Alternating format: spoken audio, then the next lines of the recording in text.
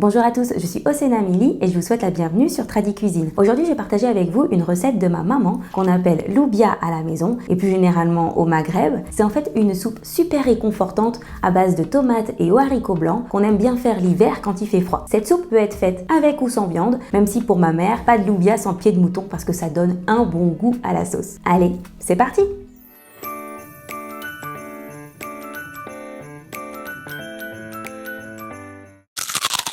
Pour 4 personnes, il nous faudra 300 g d'haricots blancs secs que l'on met à tremper dans une grande quantité d'eau pendant 24 heures. Une fois ce temps écoulé, on peut commencer à préparer le plat en lui-même. Pour avoir une sauce onctueuse, il faut utiliser des morceaux de viande qui donnent un jus gélatineux. Pour moi, l'idéal, c'est de prendre 2 pieds de mouton, coupés en 2 ou 3 morceaux, parce que les pieds de mouton donnent un goût bien particulier à ce plat qui, j'avoue, moi me rappelle mon enfance. Mais si vous n'aimez pas le goût, comme c'est le cas de mon mari, vous pouvez prendre un pied de veau à la place, c'est tout aussi classique, coupé en 4 ou 6 morceaux, ou encore 500 g de collier d'agneau si manger des pieds ne vous tente pas du tout. Par contre, il faudra dans ce cas commencer la recette en grillant vos morceaux de collier d'agneau comme je le fais dans la recette du couscous. C'est en fait une façon de retrouver le goût grillé des pieds de mouton ou de veau qui eux ont été grillés au chalumeau pour retirer leurs petits poils. Vous pouvez utiliser des morceaux de bœuf à mijoter si vous préférez. Passons maintenant à la réalisation de la sauce. Il nous faudra 400 g de tomates, fraîches ou en conserve, ça va dépendre de la saison. Il nous faudra aussi un oignon pelé et coupé grossièrement, 4 gousses d'ail pelées et dégermées et éventuellement 10 g de gingembre frais si vous en avez sous la main. En fait, ce n'est pas obligatoire, mais il apporte un goût légèrement citronné et poivré, très agréable et surtout une sensation de chaleur que je trouve très réconfortante en hiver.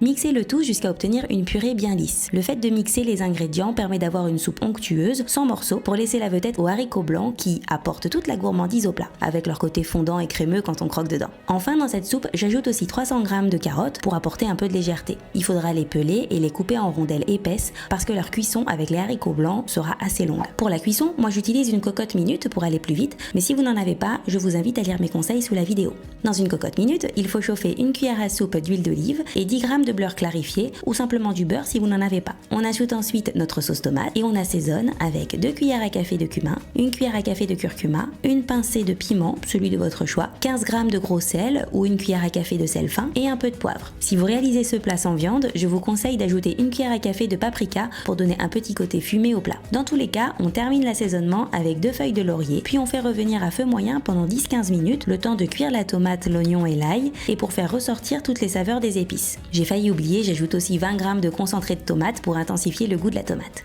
Voilà le résultat qu'on obtient après une quinzaine de minutes. En fait, il faut que l'eau de la sauce soit quasiment évaporée. À ce moment-là, on ajoute directement le reste des ingrédients, c'est-à-dire les carottes, les haricots blancs, préalablement égouttés, nos morceaux de viande et 15 g d'un mélange persil-coriandre, selon vos préférences, préalablement coupé finement. Enfin, on ajoute 2 litres d'eau dans la cocotte, on ferme en serrant bien pour éviter les fuites, puis on passe à feu moyen fort pour provoquer le début des sifflements plus rapidement. À ce moment-là, il faudra repasser à feu moyen et laisser cuire pendant environ 1h30. Après ce temps de cuisson, vous devez avoir des haricots blancs bien fondants et une sauce onctueuse. Elle va d'ailleurs épaissir en refroidissant. Avec ces quantités, vous pourrez faire 4 grands bols.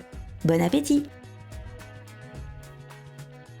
Et voilà, j'espère que cette vidéo vous a plu. Si c'est le cas, n'hésitez pas à vous abonner et à partager la vidéo. Pour ceux qui aimeraient avoir la recette en version écrite, je l'ai mise sur mon site web et le lien est sous la vidéo. Si vous réalisez une de mes recettes, n'hésitez pas à me laisser un commentaire pour me dire si elle vous a plu ou à m'envoyer vos photos par mail, Instagram ou Facebook, ça me fait toujours plaisir. Et pour ne pas manquer ma prochaine vidéo sur le curry japonais, je vous invite à cliquer sur la cloche et je vous dis à bientôt pour de nouvelles recettes traditionnelles du monde. Bye bye!